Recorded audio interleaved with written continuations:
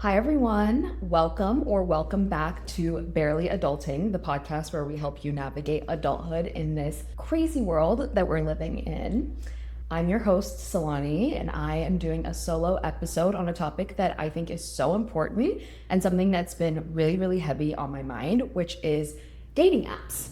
More specifically, are dating apps helping or hurting us as a society in the pursuit of finding love and romantic connection? Because the thing is, we live in a time where with dating apps, people are more accessible than ever, but there are so many issues with finding connection. Marriage rates are falling. So are dating apps the issue here? This is something that I've really been thinking about and grappling with because it's personal to me and really something that I'm trying to understand for myself. So for me, I am single.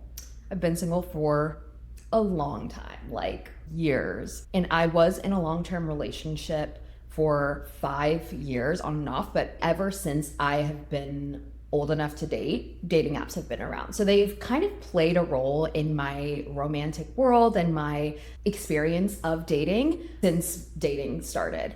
My first ever boyfriend, really the only serious relationship that I had, I met in person, and we had a 5-year on and off relationship. So I wasn't on dating apps for that period of time and had, I guess, a normal meet cute situation.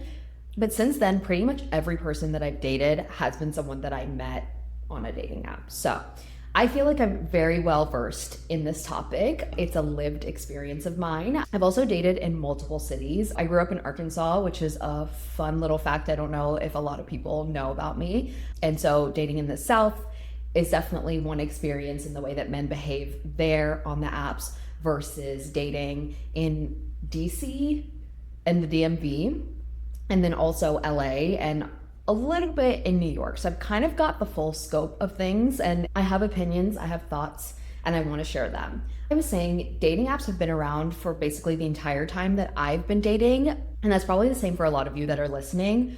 But when we think about it in the grand scheme of things and just kind of looking at history, the concept of dating, I recently learned itself, is very new, maybe I think the 1890s. Not only that, dating apps as a way of finding connection is really, really new and something that's unique to millennials and up. So our parents and grandparents really didn't have to deal with a lot of the annoying things that come with dating apps and the swiping of it all. So the way that people were finding their partners in romantic relationships looked really different. It was people that they were just around a lot of the times. So it was people that they worked with, people that they went to school with.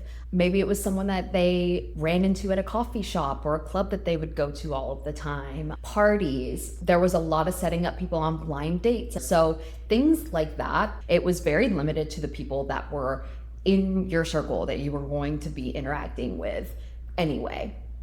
And so this concept of having dating apps and having millions of people available to you at the touch of a finger is a blessing and a curse that we solely have had to bear. And this is the whole concept of really learning how to navigate this new world of adulthood and relationships in a way that others haven't had to do. And we're really having to just carve out a path for ourselves and figure out what works and what doesn't. Okay, so let's talk about the different dating apps that are there, like the main ones, and kind of what they are branded as. Because I feel like every app kind of has a stigma a little bit, and let me know if you agree on the people that are there, what they're looking for, that sort of thing. So the main players that we have when it comes to dating apps are Tinder, Hinge, Bumble, Raya, and then The League is another one. I feel like Tinder is the one that people just think about for hookups. Rarely do I hear people going on Tinder if they want something serious. I think it's more of a casual kind of vibe. You're not very serious. Hinge and Bumble are the two that I feel like people are generally on there looking for something that is more serious and more long-term. Hinge definitely has that reputation. The whole thing is the app that's meant to be deleted. They're trying to promote getting people to meet each other and getting off the apps and eventually deleting the apps. Is that truly what they want? I don't know. And then Bumble's interesting because the whole inception and the concept of Bumble was to give women the power when it comes to these dating apps, because a lot of it was just like creepy men messaging you or just having that uncomfortable feeling. So the whole point of Bumble initially was that two people would match, but then the woman ultimately had to be the first person to send the message to then be able for both of them to chat back and forth. So it's kind of putting the power in the hands of the woman. Now that's changed, which is interesting. I think a year ago or maybe longer, they changed it to where men can message first if they want to, just like any other dating app. I have mixed feelings around that because it does move away from the point of why the app was created. But also for me personally, and I'm just being completely honest, 9 times out of 10, I prefer the guy to be the one that's initiating the messages first. I don't know if this is toxic of me. And again, this is me just being completely honest. So feel free to judge if you want to, or if you agree with me, please chime in. But even on apps like Bumble, if I'm matching with a guy and we both have expressed interest, just like in real life, I personally just prefer that the guy's the one to make the first move and to show interest, because I think that kind of sets the precedent for how the relationship is moving forward. So I don't mind that Hinge has changed this.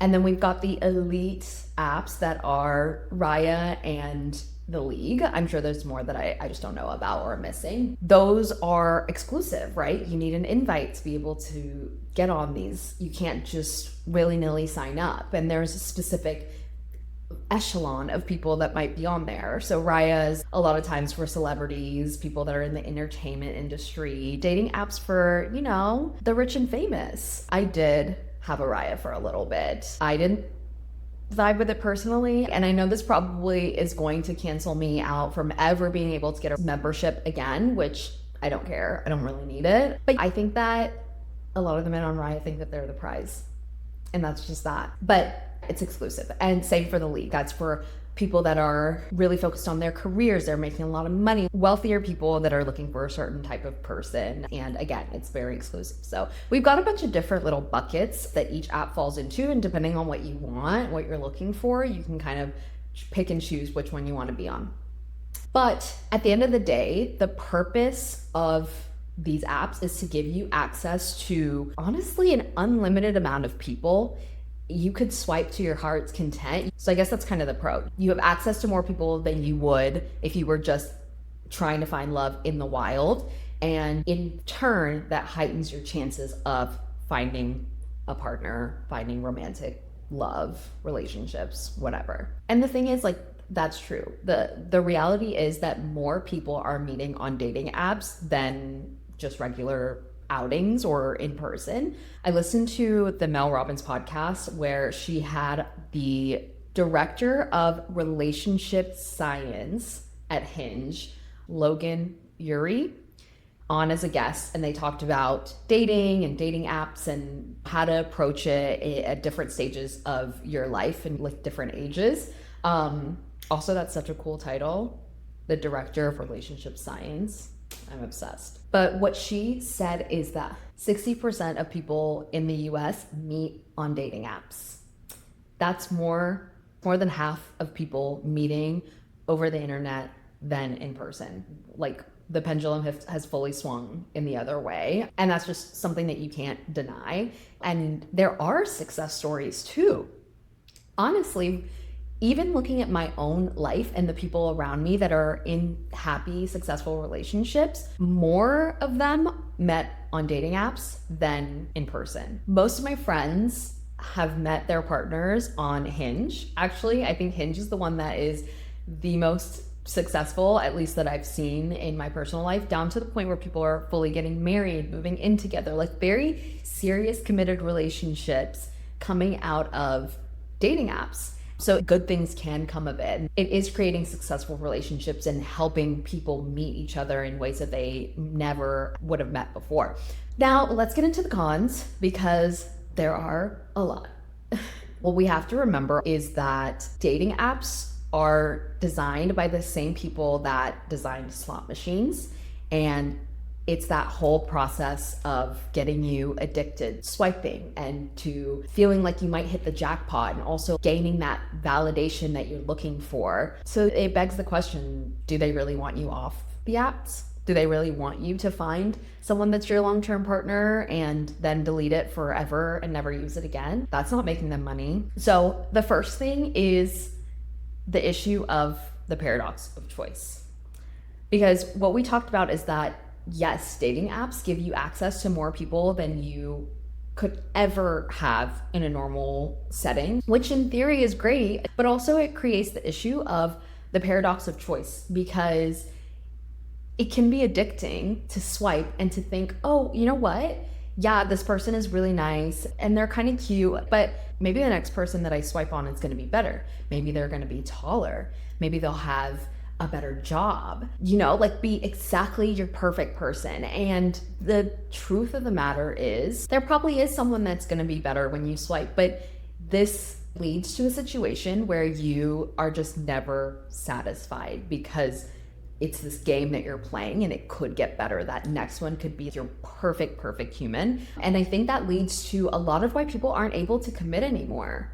Like, no one's committing these days, and getting that commitment of being boyfriend and girlfriend and deleting the apps is becoming harder and harder because people just keep thinking that they're going to find something better. So I think it really has played a huge role in the inability for people to commit and move on to the stages that are deleting the apps, being in a serious relationship that does include labels, moving on to marriage or whatever that next level of commitment looks like for someone. Dating apps, in my opinion, have kind of decreased that and had a negative impact on it. There's also the situation of dating fatigue, because you swipe, you're matching with people, you've got a mile-long list of matches that are sitting there with messages, and you're messaging this person, and you're getting overwhelmed and you forget to text that person back, then you're messaging the new person that you match with, and it just creates this fatigue without actually getting to the point where you're even meeting them out in person most of the time. It starts to feel like a full-time job,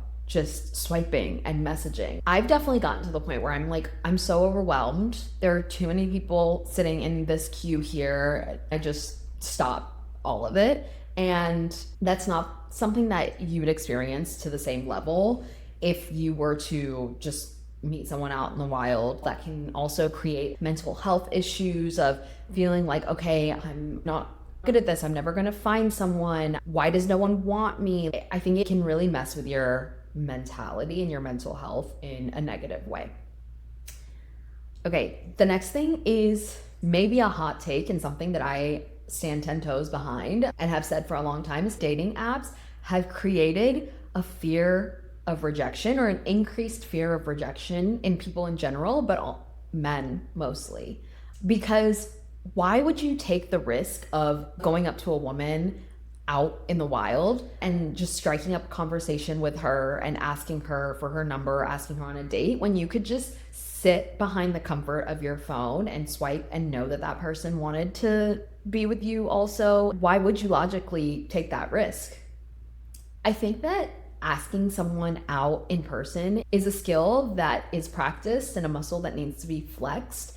And men aren't doing that anymore because they don't need to. And so then it creates a massive fear of rejection. And so less and less people are going to be meeting in person because less and less people have the courage to go up to a person when they think that they like them. Like, dating apps don't get rid of the fact that you walk by a person and you're like, oh, wait a minute, he's kind of cute. She's cute. You still think that. The difference now is you're not going to go up to that person and say that to them or introduce yourself because you are so afraid of rejection and of looking stupid. And you're like, maybe I'll see them on the apps. I don't know. That's crazy. And I think that's a huge loss as a society. Again, maybe that's a hot take, but it's something that I've said for a long time and stand behind. So, final thoughts. My humble opinion, what do I think based on all of this information about dating apps? Are they net positive or are they hurting our ability as a society to find love and companionship. I think overall there are a lot of cons and negative impacts of dating apps, but if you know how to use it to your advantage and how to be very strategic about it, you can leverage it in a way that's going to help you find the person of your dreams. Ultimately, the best thing that you can do is use all of your resources. So if you think that you can use it in a way that is healthy and isn't going to impact your mental health negatively, you should use them and not just put all your eggs in one basket. Dating is a numbers game. At the end of the day, as much as we want to believe that there is one perfect person out there and that it's inevitable and everyone has a happy ending, the older I get, the more I realize that we're not all entitled to love. That's not just something that comes with the contract of life, that like this is going to happen at some point in your life. No, you have to put yourself out there. You have to get in front of people. You have to be vulnerable. And so for those reasons, I think it is helpful to put yourself out there on the apps as well as going out in person where there are going to be like-minded people around you. I put together a few things on how I'm approaching dating. The first tip is find 1 or 2 maximum apps that work for you, that align with what you're looking for. It's too much work to be on every single one.